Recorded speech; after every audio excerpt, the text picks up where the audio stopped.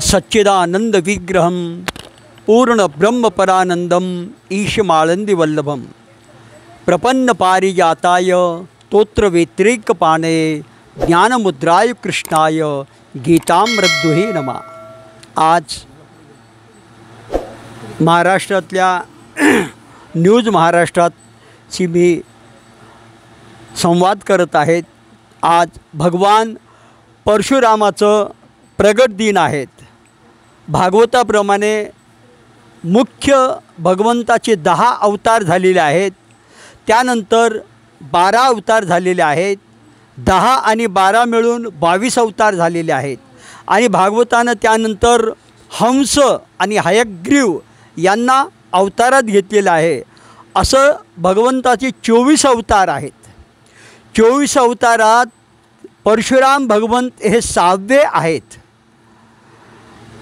परशुराम भगवान यांचे आईवडील यांच्या सेवेत रुजू होते।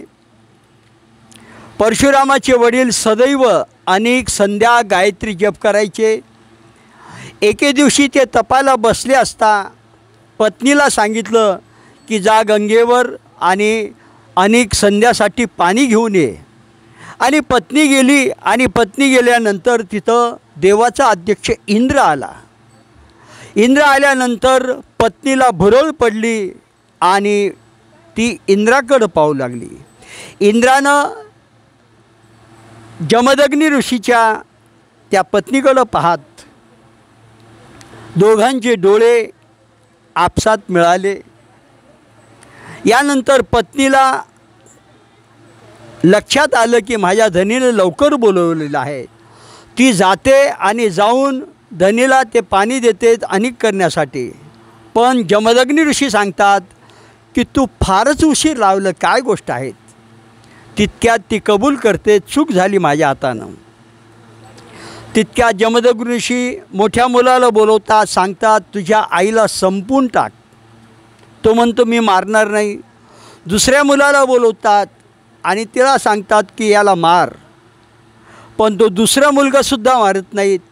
तितक्यात भगवान परशुराम बाहेरून येतात आणि बाहेरून आल्यानंतर पिता सांगतात तुझ्या आईला संपव।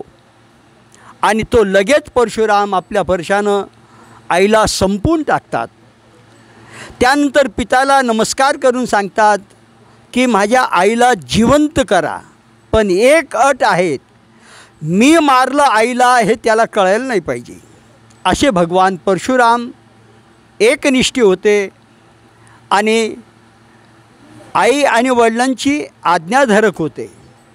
परशुराम भगवंतांनी जगाच्या पाठीवर 21 वेळेस निक्षत्रिय करून टाकलं सर्वांना।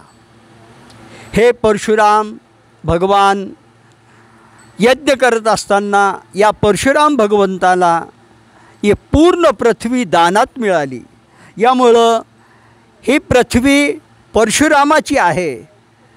त्यानंतर ही पृथ्वी सगळी ब्राह्मणाची आहे। यामुळं ब्राह्मण वास्तुशांती पूजन करतात तेव्हा यजमानाकडून हे सगळं अवगत करून घेऊन जातात की तुम्ही बांधलं हे सगळं आहे, पण हे आमचं आहे। त्यानंतर ब्राह्मण आज्ञा देतात आणि यजमान वास्तुगृहात प्रवेश करतात। अशा भगवान परशुरामाची आज प्रगट उत्सव आहेत। परंपरेनुसार त्याला जयंती म्हणतात। पण सगळ्या ब्राह्मणांनी लक्षात ठेवायला पाहिजे, आपले जे वंशज आहे, आपली जी परंपरा आहे, त्याप्रमाणे सगळ्या ब्राह्मणानं अनेक संध्या गायत्री जप करायलाच पाहिजे। फक्त परशुराम भगवान की जय म्हटल्यानं आपल्यात तेज येणार नाहीत। जय तर म्हणायचंच आहेत, पण त्यानंतर प्रत्येक ब्राह्मणाच्या मुलानं आजपासून प्रामाणिकपणानं गायत्रीचं जप अनेक संध्या करायला पाहिजे।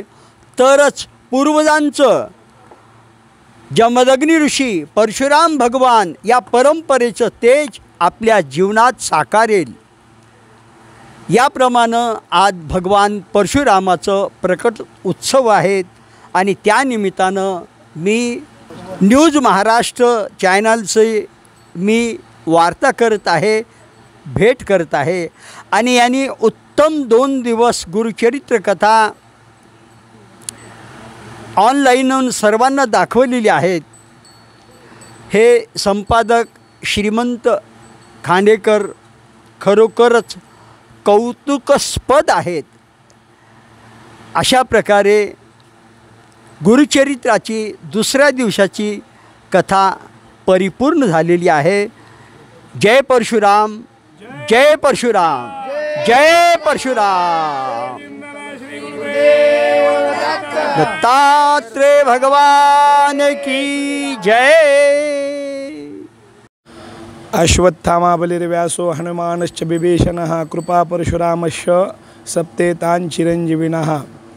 आज डिगोळ्या नगरीमध्ये आम्ही प्रतिवर्षी परशुराम जन्मोत्सव साजरा करतोच, पण खरोखर आम्ही भाग्यवान आहोत की सद्गुरू स्वामीजींच्या कृपाआशीर्वादाने गुरुचरित्राचं अमृत आम्ही प्राशन करत आहोत। आजच्या दुसऱ्या दिवसाची कथा या ठिकाणी आत्ताच सांगता झालेली असून आमचे गुरुवर्य भागीरथजी महाराज सारस्वत शेलुकर यांच्या समवेत आम्ही डिगोळ नगरीतील सर्व ब्रह्मवृंदांनी आज परशुराम भगवंताच्या प्रतिमेचं पूजन करून परशुराम जन्मोत्सव साजरा केला। खऱ्या अर्थाने महादेवांनी नंदीला या भूतलावरती पाठवलं आणि सांगितलं की त्रिकाल स्नान आणि एक वेळ जेवण, परंतु महाराजांनी भागीरथ महाराजांनी सांगितल्याप्रमाणे किमान ब्राह्मण समाजातील प्रत्येक व्यक्तीने लहान ते थोरापर्यंत गायत्री मंत्राचं पठण, तसेच रोज संध्यावंदन, नित्यनैमित्तिक घरच्या देवांची पूजन, नैवेद्य, ह्या सर्वच गोष्टी ज्ञात असल्या पाहिजेत। या अनुषंगानं महाराजांनी जी आपल्याला आज्ञा केली त्या आज्ञेनुसार आपण सर्वांनी या ठिकाणी या हिंदू संस्कृतीला पौष्टिक बनविण्याकरता या सर्व गोष्टींचं अनुकरण करावं। आजच्या दुसऱ्या दिवसाची गुरुचरित्र कथा ऐकून अगदी मन भारावून गेलं। आम्ही सपत्नीक, आमची भगिनी, आमच्या काकू यांच्या सर्वांच्या समवेत आज मोठ्या उत्साहात हा परशुराम जन्मोत्सव साजरा केला।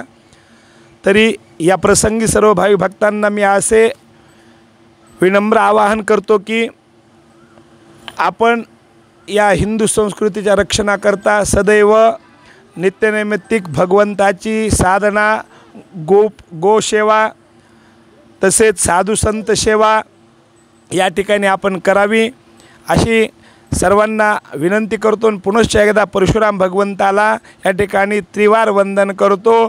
जय परशुराम, जय जय परशुराम, प्रभु रामचंद्र भगवान की जय।